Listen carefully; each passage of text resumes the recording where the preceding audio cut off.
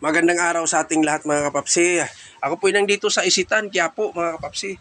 Sasamahan niyo ako mga kapapsi, iikot ko kayo dito mga kapapsi. Marami po tayong pupuntahan. Dahil ngayon, natupad na yung pangarap ni Mrs. na gusto magpapasukat ng salamin. Kaya sabi ko, sige samahan kita, pupunta tayo ng Quiapo. Dahil nandun talaga maraming nagtitinda at magagandang mga salamin. Kaya sabi ko, di-up ko naman ngayon, sige samahan kita. Yan po ang aking anak na bunso, sinama ko rin kasi walang kasama dito sa bahay. Dahil yung anak kong panganay, pumasok mga kapapsi. Dalawa lang kasi po yung anak ko. Yan po mga kapapsi, nandito tayo sa harapan ng Isitan. Dito sa bungad, ipapakita ko sa inyo, dito sa bungad, yan mga tindahan ng mga parts ng mga motor. Yan. Helmet, kahit anong klase, basta parte ng motor. Sa bandang dulo naman, mga speaker. Yan, mga mahilig sa mga music, nandito. Dito kayo makabili. Napakarami dito at napakamura. Sa bandang dulo naman, yung pupuntahan natin, bandang likod, malapit sa may simbahan, salamin naman yun doon. Napakamarami din doon. Yan, ito, papasok tayo dito mga kapapsi. At ito po yung aking napili, yung Island Clinic. Yan. Kasi ito naman mga kapapsi, medyo sa tingin ko, bagong bukas. Sabi ko, bagong bukas to. Maganda to siguro to kay bagong bukas. Yan. At napasok ako. Nakatingin-inquire agad diretso si Mrs. Yan. May nag-assist sa kanya. Pinapaliwanag sa kanya kung anong magandang gagawin. Ako naman, nakaupo lang ako dito. Upo kami sa sopa nila. Dahil si Mrs. ay binibigyan ng instruction. Pinapaliwanag. At sikapin pa pala yan. Hindi pala dito pala yan. Kaya yan. Yung aking anak na bunso. Yan. O. Namimili din siya. Pakali rin. Saka yun na, tapos na, pina-check up si Mrs. Pinapaliwanag sa kanya kung anong magandang gagawin niya sa salamin, kung anong gusto niya, o anong bagay sa kanya. Siya na namimili. Hinayaan lang siya namimili. Yan, may iba-iba palang presyo niyan. May mga isang istante niyan, may mga ibang presyo na. Yun, nakapili na si Mrs. At yan doon na. Pinapakita na sa kanya at in-assist na sa kanya. Ganito, kung ganito pipiliin mo, ito ang gagawin mo. Pag ito naman pipiliin mo, ito ang ganito. Ganyan, yan si Doc. Shout out sa'yo, Doc. Ang bait mo, Doc. Kaya nakuha yung pangalan mo. Kung sino po kayo. Pero pag pumunta kayo dito sa Island Clinic, makikita nyo. Island Optical Clinic, makikita nyo yan. Si Doc, ang bait. Tsaka pagkatapos mga kapapsi, dito tayo sa likuran mga kapapsi. Yung nagbabiral at pinipilahan na baga.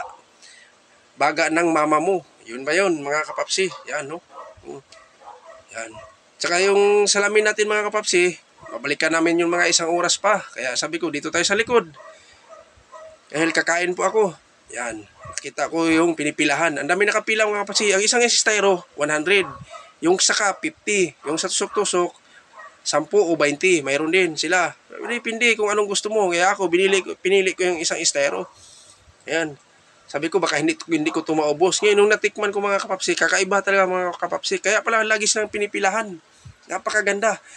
At napaka malasang malasa. Yung baga nila mga kapapsi, ang lambot. Yan mo, oh. Oh, ang lambot. Tapos yung suka nila, doon tayo magkakatalo sa suka. Iba yung suka nila mga kapapsi, iba yung pagkatimpla. Yan, ang lambot ng baga nila. Sabi ko, iba-iba talagang diskarte sa pagluluto. Yung tinatawag nilang sikreto. Yan. Yan, oh. Baga ng mama mo. Yan, yun pala. Di ko gaano nakikita dahil malit lang yung pangalan. Yan o. Tapos na ako kumain mga kapapsi. Yan sa likuran ko, nakapila pa yan. Di pa yan nakakain sila, nakapila pa. Kasi maraming bumibili nga. Lalo na daw kanina, marami. Saka dito naman, sa kabilang side naman din, yung pinipilahan din nila.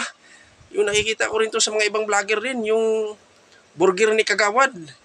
Ngayon, kaya sabi ko, wag ka nang di na tayo kakain, di na tayo kakain dito. I-take out ko na lang. Bumili ako ng isang order mga kapapsi, i-take out ko na lang. Dahil napakarami din yung pila. Doon sa likod, yan, nakapula niyan, yan ang nagbantay sa pila. Nandun sa likod, di ko na nabidyohan mga kapapsi. Yan, nakikita ko rin to.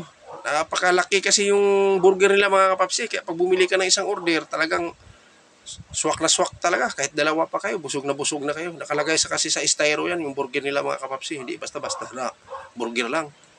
Styrofoam po ang lagayan. Kaya sa mga toppings pa lang, napakarami na. Talagang solve ka. Yan. Kaya sabi ko, sige, babalikan na lang natin to sa sunod. Makapunta tayo ng Quiapo, dadaan tayo dito uli. Yan, mga kanya-kanyang diskarte din sila mga kapapsi kung paano nila niluto yung kanilang burger. At hanggang dito na lang ako mga kapapsi. Ako po nagpapasalamat sa inyo sa walang sawang suporta nyo sa akin mga kapapsi. Hanggang dito na lang ako, bye-bye.